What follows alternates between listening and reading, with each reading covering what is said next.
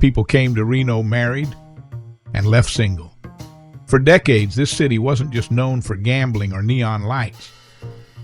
It was known as the fastest way out of a marriage in America. And yes, it was completely legal.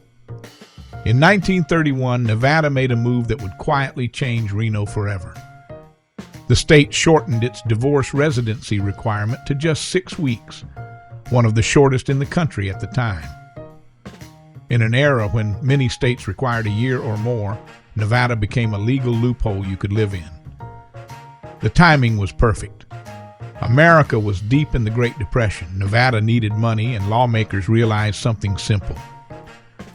People might stop spending, but they never stopped getting divorced.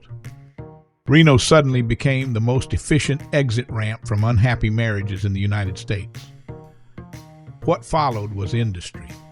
A full divorce pipeline formed around incoming visitors, most of them women from the East Coast and Hollywood. First came the dude ranches. These weren't rough cowboy outposts. They were elegant, supervised resorts where divorce seekers could ride horses, eat well, and quietly wait out their 6 weeks. Then came the lawyers, judges, and clerks, many of whom specialized almost exclusively in divorce cases. Hotels, shops, salons, and restaurants all adjusted to this new population. Reno didn't just process divorces, it hosted them. By the 1930s through the 1950s, Reno was handling thousands of divorces per year. At its peak, nearly half of all divorces granted in Nevada were filed in Washoe County. By the 1930s through the 1950s, Reno wasn't just handling thousands of divorces a year. It was handling famous ones. Hollywood discovered Reno the same way everyone else did. It was fast, discreet, and legal. Mary Astor, one of MGM's biggest stars, came to Reno during a very public marital scandal. So did Bette Davis, who waited out her residency quietly before returning to Hollywood divorced and unbothered. Clark Gable passed through Reno more than once, including during his separation from actress Rhea Langhammer. And Carole Lombard, another major star of the era, also used Nevada's laws during her personal transitions.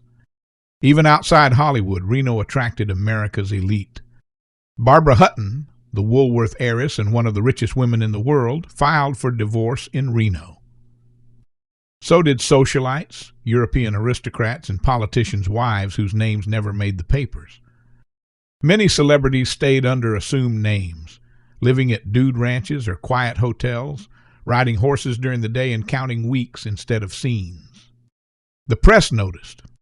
By the mid-20th century, national newspapers openly referred to Reno as the divorce capital of the United States. Not because it was scandalous, but because it was efficient. Like most boom industries, it didn't last forever. By the 1960s and 1970s, other states began loosening their own divorce laws. No-fault divorce spread across the country. The legal advantage that made Reno special slowly disappeared. People no longer needed 6 weeks in the desert to change their lives. They could do it at home. The dude ranches closed or reinvented themselves. Divorce law firms downsized or pivoted, and Reno quietly moved on. But the impact never fully faded. The divorce era helped stabilize Reno during the Depression. It brought infrastructure, tourism systems, and a national reputation that set the stage for gambling expansion later on. More importantly, it shaped the city's personality. Reno became known as a place where people reinvented themselves, not just with luck, but with law. And even today, that identity lingers. Because long before Reno was a stop between Vegas and Tahoe, it was the place people came to start over. Come follow the new Nevada History segment of 4th Street Live podcast as we dive into stories of Nevada's past, tales of mobsters, railroads, cowboys, and mysteries around the battle-born state. Subscribe to 4th Street Live podcast for more wild stories and the real history behind the neon.